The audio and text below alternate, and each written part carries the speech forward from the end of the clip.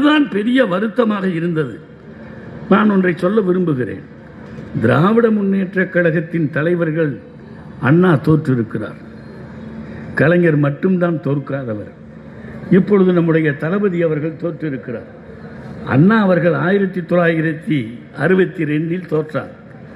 1957 திமுக முதன்முறையாக போட்டியிட்ட போது 55 இடங்களிலே வெற்றி பெற்று 15 இடங்களிலே வெற்றி பெற்று சட்டமன்றத்திற்குள் போனோம்.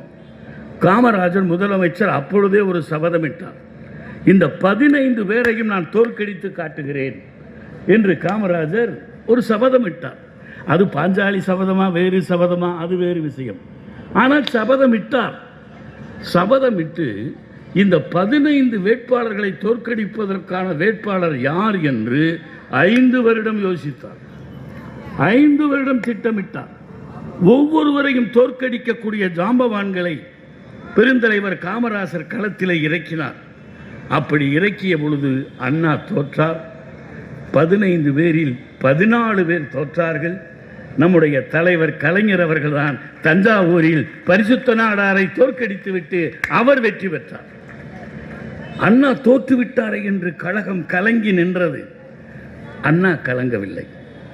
எப்படி நாம் கலங்கிய பொழுது நம் தலைவர் ஸ்டாலின் கலங்கவில்லையோ, எப்படி மறுநாளே நன்றி தெரிவிப்பதற்கு தன் கடமையை செய்வதற்கு தொகுதிக்குள் போய்விட்டாரோ, அதை போல அன்றைக்கு அண்ணா அவர்கள் கலங்கவில்லை.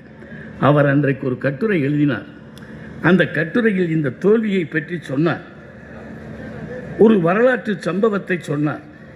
ஜெருசலேம் நகரம் இருக்கிறதே, அந்த ஜெருசலேம் இயேசுநாதர் பிறந்த ஊர். அந்த ஜெருசலேம் யூதர்களுக்கும் புண்ணியத்தலம், கிறிஸ்துவர்களுக்கும் புண்ணியத்தலம், முஸ்லிம்களுக்கும் புண்ணியத்தலம். அது யாருக்கு சொந்தம் என்று அடிக்கடி யுத்தம் நடந்தது. சிலுவை போர்கள் பல நூறு ஆண்டுகளே நடந்தன. அப்படி ஒரு யுத்தம் ஐரோப்பிய நாடுகள் ஜெருசலேத்தின் மீது படையெடுத்தன. அந்த யுத்தம் நடந்து கொண்டிருந்தது.